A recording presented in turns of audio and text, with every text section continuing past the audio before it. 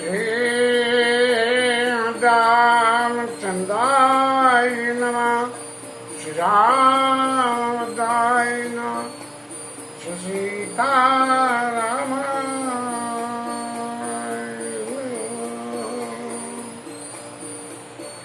कहीं देखा हरि जतन भाव, राई न दक्ष कुमार।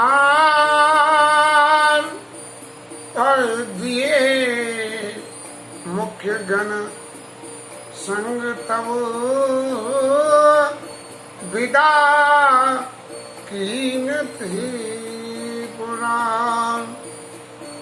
शिव उपमा न जाय सही, हृदय न होई प्रबोध। और सकल सबई हटी हटक तब, बोली वचन सक्रोध। सती मैया को शंकर बाबा ने बहुत कुछ समझाने की कोशिश करी, लेकिन रुकी नहीं। क्योंकि भाभी जो कुछ होनी होती है वो कोई कभी रुकती नहीं है, चाहे देवता हो चाहे मनुष्य हो।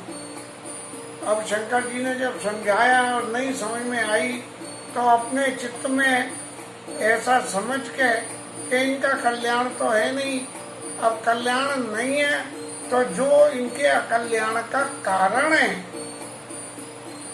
जो इनके चित्त में मोह उत्पन्न हुआ है, वो तो भगवत कृपा से हुआ। लेकिन ये दक्ष शुक्र संभूत सुत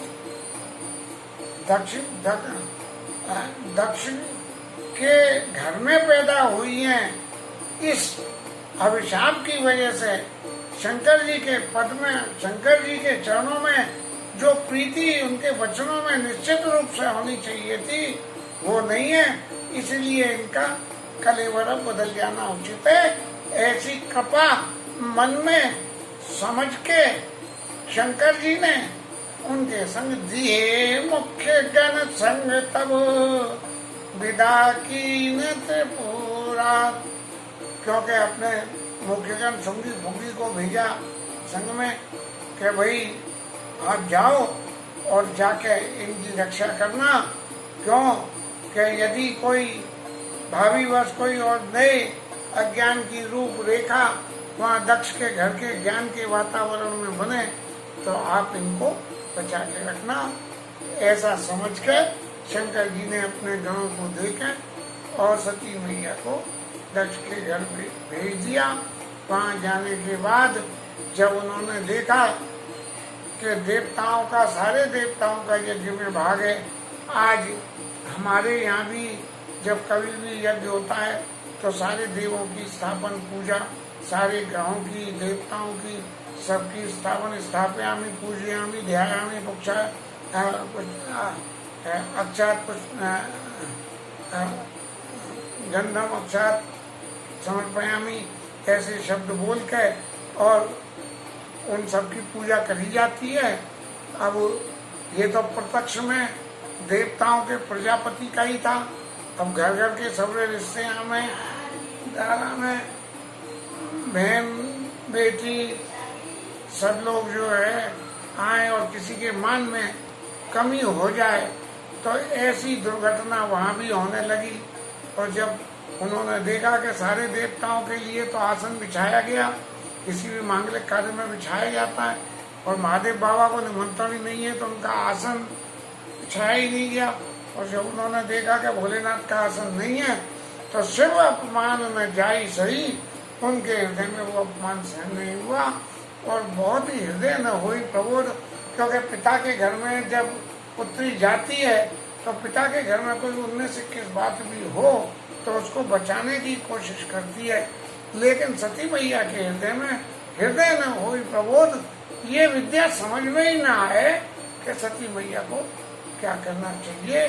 और जब ये समझ में नहीं आई तो उन्होंने यज्ञ भूमि में जाके और सौरे देवताओं के सामने सकल सबई हटे हटक तब बोली वचन क्रोध में भर के और सारे देवताओं से बहुत सख्त भाषा में बोली।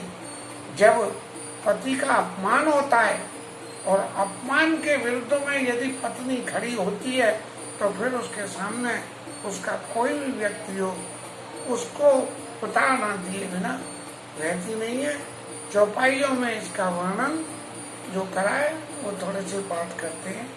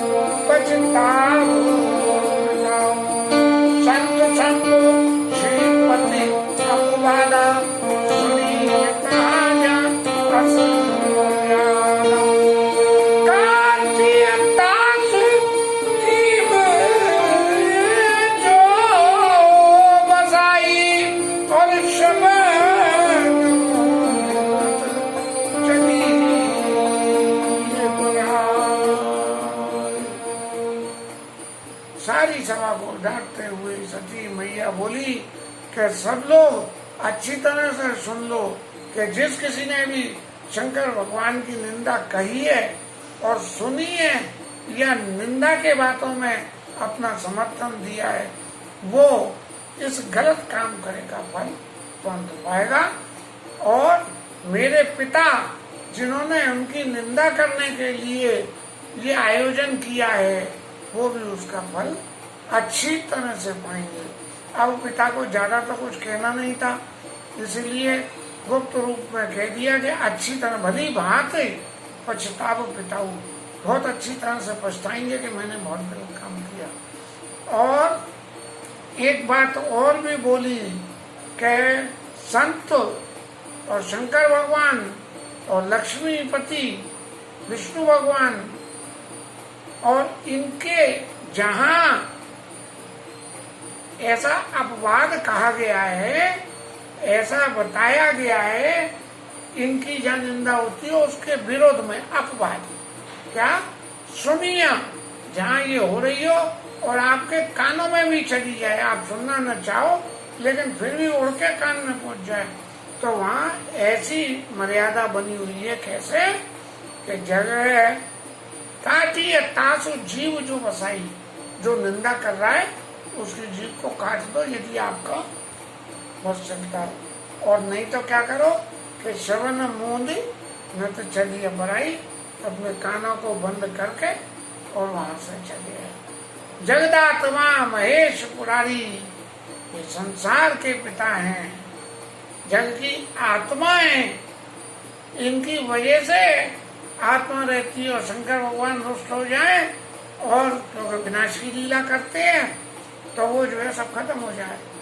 जगत जनक सबके हितकारी, सारे जगत के पिता हैं और सबके हित करने वाले हैं। कोई भी इनकी जरा सी साधना करके इनसे मांगने पहुंच जाए तो उसे फट दे देते हैं। जेमिनी सोचते भस्मासुर को दे दिया कि जिसमें हाथ रखो वही भस्म हो जाए, तो ला वो चला शंकर बाबा पे ही रखने, पार्वती मैया पे रखने। तो ऐसे भोले भगत हैं कि जो मांगे सो दे दे, रावण को ही दे दिया। हाँ। इसलिए पिता मंद मति निंदत थे ही, ऐसे जगत के पिता की मेरे पिता निंदा करते हैं। और दक्ष शुक्र संभव यह देही, क्योंकि दक्ष की वजह से ये देही उत्पन्न हुई है। दक्ष वो चतुर व्यक्ति हैं कि अपनी चतुरता के आगे शंकर भगवान की भी वंदना करते हैं। तो ऐसे पिता के दिए हुए शरीर को मैं नहीं रखना चाहती हूँ और तनिए तुरंत देह के हेतु कि मैं इस देह को त्याग करना चाहती हूँ, इसलिए मैं इस देह का तुरंत ही त्याग करूंगी। तनिए तुरंत देह ते हेतु ऊर्ध्व चंद्र मौल वृषकेशु, मस्तक पे अपने चंद्रमा धारण करने वाले भगवान महादेव जी को अपने हृदय में धारण करके और मैं इस देह को त्याग दूंगी। अस कई जोग अगन तन जारा और भय सकल मत हाहाकारा, ऐसा कह के और अपने शरीर से विचित्र योग अग्नि प्रकट करके और शरीर को भस्मीभूत कर दिया। कथा में अनेक जगह अनेक तरह के विचार आते हैं। कोई कहते हैं कि यज्ञ हवन कुंड में उन्होंने कूद के शरीर को भस्म किया। सती के शरीर में योग अग्नि प्रकट करने लायक विद्या कैसे आ गई, इसके बारे में यदि थोड़ा सा विचार करें तो जितने समय भी सती माता शंकर जी के साथ रही तो भले ही उन्होंने ज्ञान का कुछ भी न सीखा हो, प्रत्यक्ष ज्ञान के सम्मुख रहते हुए भी, लेकिन शंकर जी का जो योग है उस योग के प्रभाव से उनके हृदय में वो योग अग्नि प्रकट हो गई। शंकर बाबा खुद भी ये चाहते थे कि मैं इन्हें पत्नी बना के तो रख नहीं सकता और पूजा मैं करूं इनकी मातृ स्वरूप में, तो ये तैयार नहीं होंगी। इसलिए इस शरीर को त्याग देना ही उचित है, ऐसा समझकर शंकर भगवान ने अपने शरीर में से योग अग्नि प्रकट करके अपनी पत्नी के पास ब्लूटूथ से ट्रांसफर कर दी जाके, और योग अग्नि जैसे ही उनके पास प्रकट हुई सोई सती मैया का शरीर भस्म हो गया। अस गई योग अग्नि तन जारा और भयउ सकल मक हाहाकारा। सारे यज्ञ में हाहाकार हो गया। अरे दक्ष की पुत्री जल के राख हो गई। अब किसी ने कुछ देखा नहीं देखा, लोगों ने कह दिया, कोई ने कह दी यज्ञ में कूद गई, कोई ने कही किसी ने धक्का दे दिया। ये सब सामाजिक बातें, इन बातों से इस कथा से कोई अर्थ नहीं है। लेकिन शंकर बाबा के पास से योग अग्नि चल के सती जी के शरीर में प्रविष्ट हुई और सती जी का शरीर भस्म हो गया। सती मरण सुनि शंभु गण और लगे करन मखीस और यज्ञ विध्वंस विलोकी प्रभु और रक्षा की मनीष। शंकर जी के घरों में ये देख के सती जी का शरीर नहीं रहा तो शंकर जी ने उनकी रक्षा के लिए भेजा था। तो उन्होंने क्रोध में भर के यज्ञ के को ध्वंस करना शुरू कर दिया। लेकिन क्योंकि उद्देश्य भले ही अपवित्र हो लेकिन कार्य पवित्र था। यज्ञ करना एक पवित्र कार्य भले ही अपवित्र उद्देश्य के लिए भी किया गया हो, मानव उच्चाटन मंत्र के लिए भी किया गया हो, तो भी यज्ञ अपने आप में पवित्र होता है। और इस पवित्र को जो कोई भी खत्म करना चाहे तो उसकी रक्षा करना जीवों का या ऋषि मुनियों का फर्ज होता है कि यज्ञ की अवधि कभी बंद नहीं होनी चाहिए। आजकल की तो बात दूसरी है। पहले तो यज्ञ निरंतर होते थे, यज्ञ की अग्नि से ही दूसरी अग्नि प्रज्वलित होती थी, तो इसलिए उसको प्रिजर्व करना जरूरी था। तो वो यज्ञ विध्वंस विलोकी प्रभु रक्षा की मुनीष, उन्होंने यज्ञ की और बाहरी सब तो विध्वंस कर दिया, लेकिन यज्ञ की अग्नि की उन्होंने रक्षा कर ली। समाचार सब शंकर पाए और वीर भद्र कर कोप उठाए। ये समाचार शंकर जी के पास पहुंच गया कि सती जी ने आपकी भेजी हुई योग अग्नि से और शरीर भस्म कर दिया। ये शंकर जी की भेजी हुई योग अग्नि है, ऐसा विचार व्यक्तिगत रूप से ये मेरा है, क्योंकि सती जी के शरीर के विनाश में शंकर बाबा की सहमति थी, इसीलिए उन्होंने ऐसी करी है। गोसाई जी ने क्या समझ के लिखा ये ठाकुर जी जाने, शंकर बाबा जाने या गोसाई जी जाने, मेरे चित्त में जो भावना आई तो मैंने अपनी भावना व्यक्त कर दी है। जग विध्वंस जाए किंकिना और विधिवत सकल स्वर्ण फल दीना। सब देवता जो जैसे थे, जिसने जैसा जैसा मजा लिया इस अपमान में, उन सबको वैसा वैसा फल दिया। किसी की दाढ़ी उखाड़ी, किसी की मूंछ उखाड़ी, किसी के दांत तोड़े, किसी के हाथ पैर तोड़े। यह इतिहास सकल जग जानी, ताते में भय जग विदित दक्ष गति सोई और जस कछु सम्मुख विमुख के होई। कि शंकर जी के विरुद्ध जाने वालों की जो गति होती है वैसी ही दक्ष की गति हो गई। अब दक्ष की गति कैसी हो गई, इसकी यदि हम व्याख्या करने जाएं तो दक्ष के सिर को काट दिया गया और काट के और बकरे का सिर लगा दिया। और बकरे का सिर इसलिए लगा दिया गया कि दक्ष को बहुत मेहनत करने की थी अपनी, तो हमने कही ले बकरा तो मैं बोलता है, इसलिए अब तू हर वक्त मैं ही बोलते रहना। तो बकरे का सिर काट के लगा दिया दक्ष के। जब बकरे का सिर लगा दिया तो वो मैं बोलने लगा।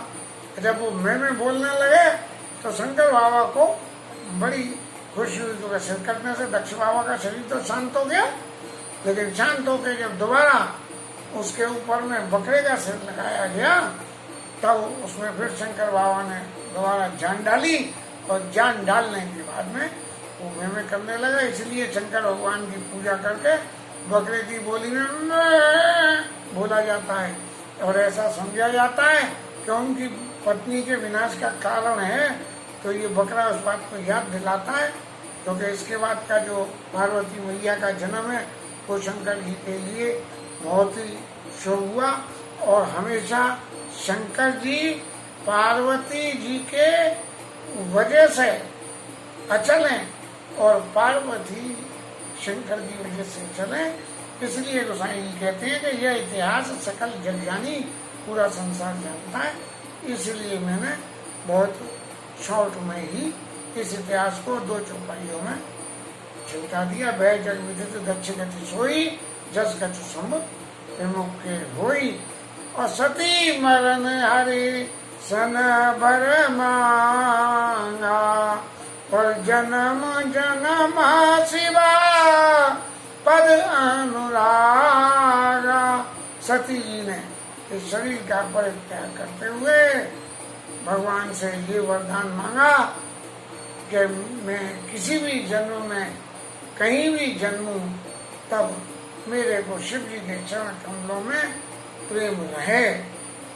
ये मेरे शरीर तभी तक रहे जब तक मेरे शिव जी के चरणों में प्रेम हो। जो सती शरीर में दुर्गति हुई है, हे प्रभु ऐसी दुर्गति कभी नहीं हो। और क्या तेई कारण माँ गिरी जाई, जननी पार्वती तन पाई। चूंकि शिव जी हिमालय पे बसते हैं और जो हमेशा शंकर जी का निवास स्थान है हिमाचल, इसीलिए शंकर जी का जो निवास स्थान है उनके पड़ोस में जाके हिमाचल के घर में, पर्वतराज हिमाचल के घर में जाके पार्वती शरीर की प्राप्ति करके और वहाँ पैदा हुई। अब कोई संशय तो ऐसा करेगा कि भाई पर्वत तो अचल होते हैं और पर्वत अचल होने से उनके घर में ये सब मनुष्य स्वरूप के काम कैसे हो रहे हैं। तो निश्चित रूप से थोड़ा सा विचार करने की जरूरत है कि जब भगवान कृपा करते हैं, हाँ,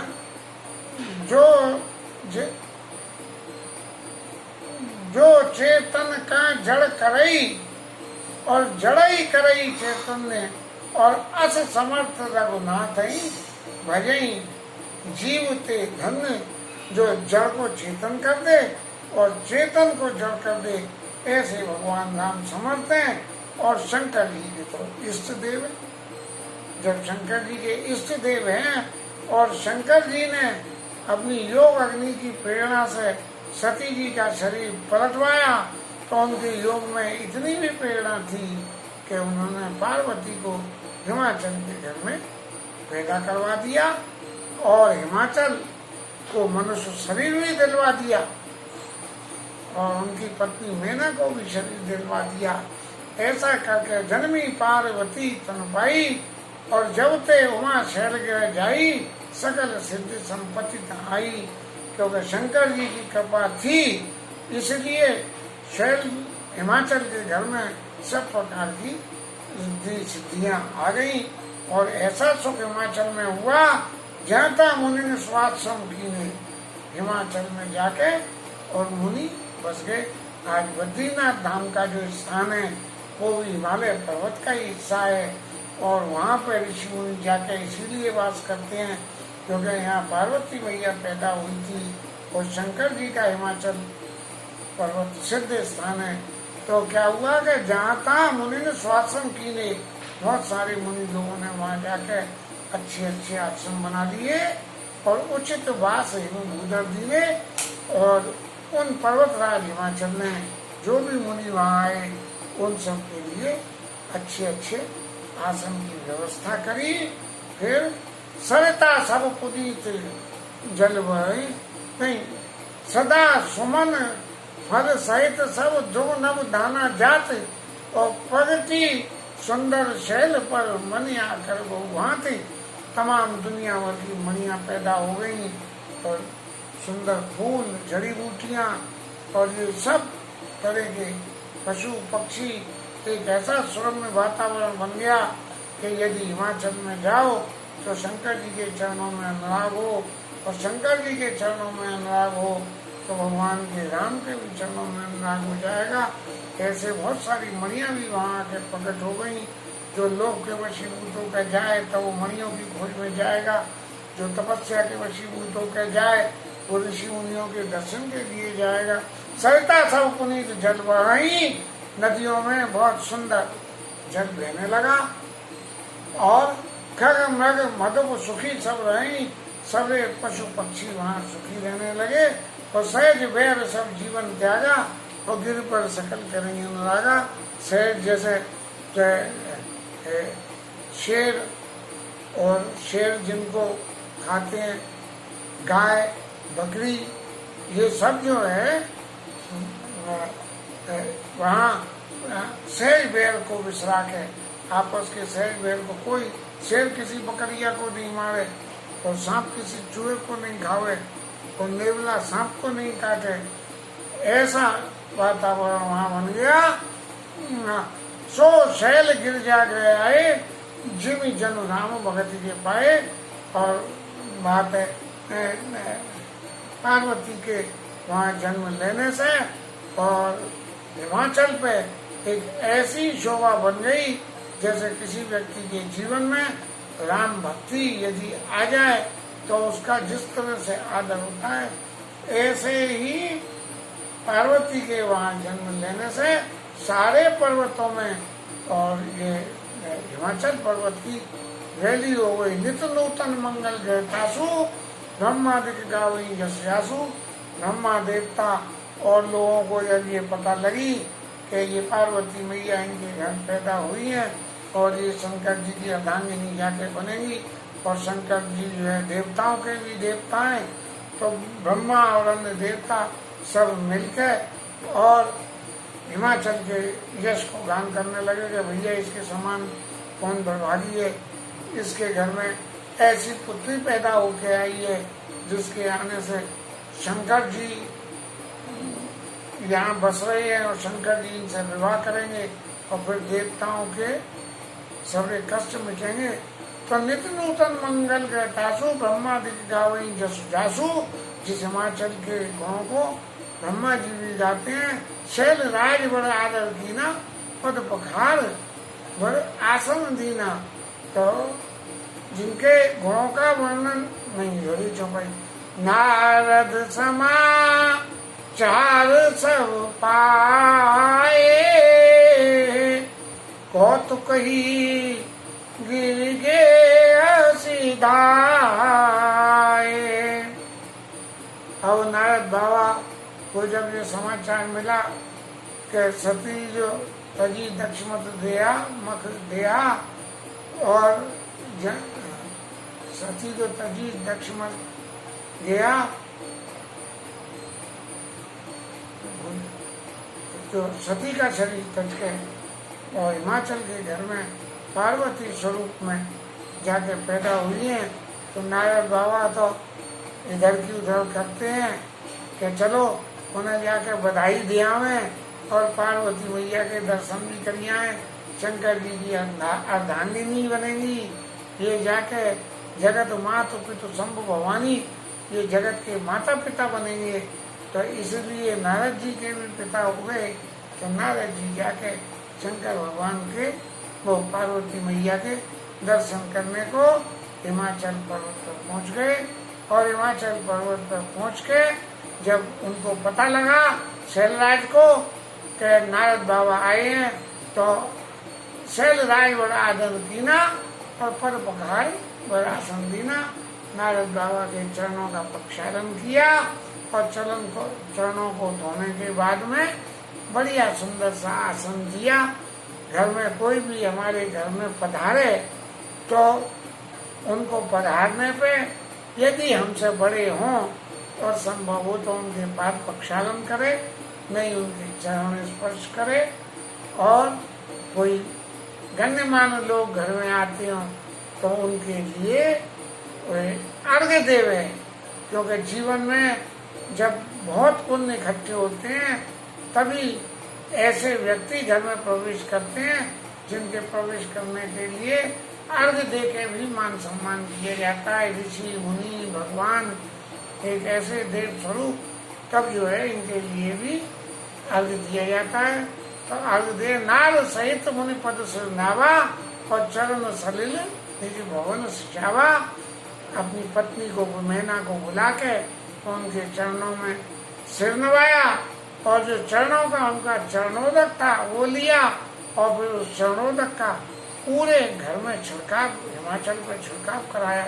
हिमाचल सहज ही पवित्र है, लेकिन नारद जी के चरणों के जो छिड़काव हुआ उससे और भी ज्यादा पवित्र हो गए। और निज सौभाग्य बहुत विधि भरना और सुता भूल मेली मुनि चरना। अपने सौभाग्य को बहुत, क्योंकि नारद जी काल अनादि काल भूत भविष्य वर्तमान तीनों कालों में ही संत हैं। भले ही ठाकुर जी की माया के मोह में कुछ भी हुआ हो, लेकिन उनके संत पने में कभी कोई कसर नहीं आया। और जीव के कल्याण के लिए नारायण नारायण नाम कहते हुए पृथ्वी पर विचरण करते हैं। जहाँ कुछ भी ऐसा वैसा होता दिखता है वहीं जाके उसकी मुक्ति का इंतजाम ठाकुर जी से प्रार्थना करके जन्म दिलवा के, तो और नहीं तो उसके ऊपर में स्वयं कृपा करके और करके उसका कल्याण कर देते हैं। जैसे तारकासुर का कल्याण करने के लिए नारद बाबा ने जाके और पार्वती का दर्शन करके उनकी सभी महिमा बता के और शंकर जी से विवाह के लिए रास्ता खोली उन्होंने। हालांकि कटाक्ष रूप में उन्होंने पार्वती जी की भक्ति को समझने के लिए बहुत कुछ कटाक्ष किया, जिसे पढ़ के ये संदेह होता है कि नारद बाबा तो बुझा रहे हैं इधर की उधर, लेकिन वो बुझा नहीं रहे हैं। नारद बाबा सब जानते हैं, इसलिए उनके प्रीत की परीक्षा भी जानते हुए भी जब हम अपने किसी अत्यंत प्रिय व्यक्ति से मिलते हो और वो कथा भले ही हमें एक बार सुना चुका हो, लेकिन वो उस कथा को फिर भी दोबारा सुनाता हो तो सुनना भी अच्छा लगता है। तो ऐसे ही नारद जी जो है हिमाचल के घर गए और वो कथा सुनाने को लगे, जिस कथा को सुनने से इस जगत का मोक्ष कल्याण हो जाए। हिमाचल महाराज ने नारद जी घर आए, अपना सौभाग्य का वर्णन करा और अपनी पुत्री को बुला के उनके चरणों में प्रणाम कराया और उनसे प्रार्थना करिए थे कालज्ञ सर्वज्ञ सुना गति सर्वत्र तुम्हार और काऊ सुता के दोष गुना मुनिवर हृदय विचार। पार्वती जी से प्रणाम करके नारद जी को वंदना करी कि आप भूत भविष्य वर्तमान तीनों को जानते हो और आप जहाँ चाहो वहाँ चले जाते हो। बस जाने में आपके में व्याधा वहीं लगती है, जहाँ बैठ के भगवान का नाम सुमरन करने लगते हो तो समाधि लग जाती है, वहीं लग जाते हो। और नहीं तो इनके पैरों में चक्कर है तो घूमते ही रहते हैं एक जगह, जम के बैठते ही नहीं है। और कहो स्वतः के दोष गुण, इनके गुण भी कहो और दोष भी कहो। जनरली हम सब लोग गुण ही गुण सुनना चाहते हैं, दोषों की बात नहीं सुनना चाहते हैं, क्योंकि दोष सुनने से जीवन में फिर कल्प संकल्प विकल्प पैदा होने लगते हैं। लेकिन हिमाचल ने कहा कि इनके गुण और दोष दोनों की विवेचना करो। अब इस विवेचना का प्रसंग आगे आएगा, क्योंकि गुण क्या है और दोष क्या है, इन दोनों का जब विवरण हम करेंगे तो शंकर जी में जो लोग अवगुण समझ रहे हैं वो ही गुण है, ऐसा नारद जी ने समझाया कि वो अवगुण नहीं है, वो शंकर जी के गुण है। इसके साथ आज की कथा विश्राम करती है। 2 मिनट हरिनाम कीर्तन।